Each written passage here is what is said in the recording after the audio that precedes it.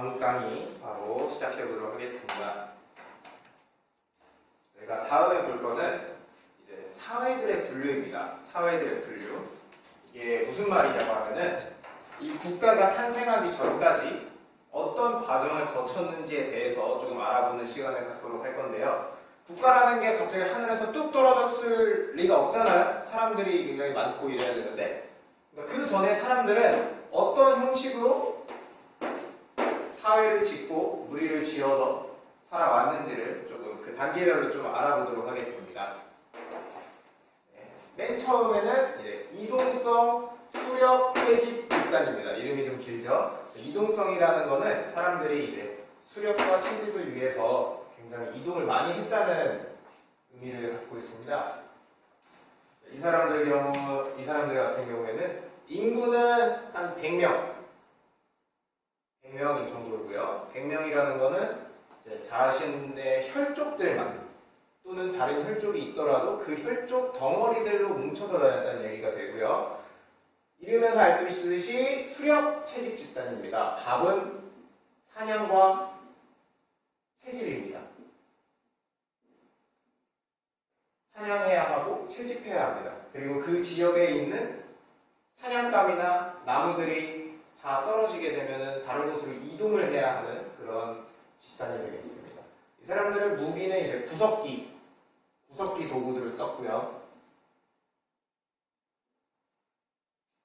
굉장히 작은 집단이었고, 이런 집단 여러 개가 모이게 되면은 이제 부족사회로 나아가게 됩니다. 그럼 부족사회는 이 수렵 채집 집단의 하나가 굉장히 커져서 부족사회가 될 수도 있고, 아니면 여러 개의 집단이 뭉쳐서 부족사회를 이룰 수도 있습니다. 이런 부족사회는 인구는 약 2,000에서 3,000 정도의 인구수를 가지고 있고요. 자, 이때부터는 신석기에 해당하는데요.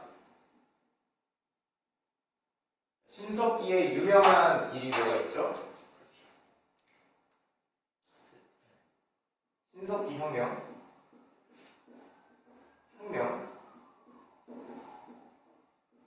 신석기 혁명이 일어나서 밥은 이제 사냥을 하지 않습니다. 물론 사냥도 같이 해야 되는데, 농사를 짓게 됩니다. 우리가 지금도 농사 지어서 먹고 살죠. 이 농사는 끝까지, 현대까지 이어지는 아주 중요한 신석기 혁명이라고 할 수 있습니다. 자, 이러한 부족사회가 여러 개가 뭉치게 되면 군장국가로 나아가게 됩니다. 자, 이름에서 보실 수 있듯이 군장, 지도자가 있어요. 지도자가 있게 되고, 인구는 약 5,000에서 1만에 가까운 작은 연맹국가라는 이름이 있듯이 작은 연맹국가의 모습을 갖추게 됩니다. 그죠? 밥은 이제 똑같이 농사를 지을 거고, 자, 이때 계급이 나타났다는 것은 이제 청동기가 무기로서 사용됐다는 것을 뜻합니다. 자, 무기가 있기 때문에 이제 싸움을 전문적으로 하는 집단인 무사계급이 등장을 하게 되고요. 이런 무사계급은 군장과 결탁해서 그들의 군대로 발전을 하게 됩니다. 지금이야 군대지만 그때는 군대라고 하기엔 그렇고 무사 집단 정도가 되겠습니다. 이러한 군장 국가가 또 여러 개 모여요. 한 고구려 같은 경우는 5부가 있었죠. 5부. 이런 것들이 하나 모여서 국가를 이루게 됩니다. 이 국가야말로 여러분이 알고 계시는, 그리고 아까 공부했던 고구려, 백제, 신라 이런 나라들에 속하게 됩니다.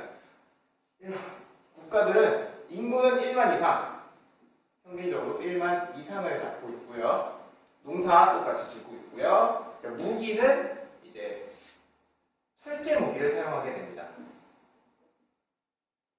이 철제 무기는 저 북방민족인 스키타인들이 전해준 그런 무기인데, 철제도 지금도 아직도 사용하고 있죠.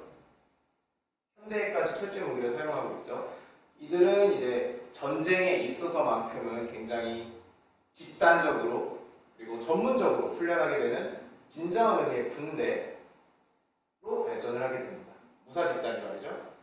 군대로 발전을 하게 되고, 국가는 더 이상 군장이 아닌 왕으로서 군대를 가지고 통치를 하는 우리가 머릿속에 그리고 있는 전형적인 고대 국가로 발전을 하게 됩니다. 이렇게 수렵 채집 집단 부족살의 군장 국가를 통해서 이제 인간 사회가 어떻게 발전해 왔는지를 간단하게 확인할 수 있었습니다. 이 주제는 여기까지 하도록 하겠습니다.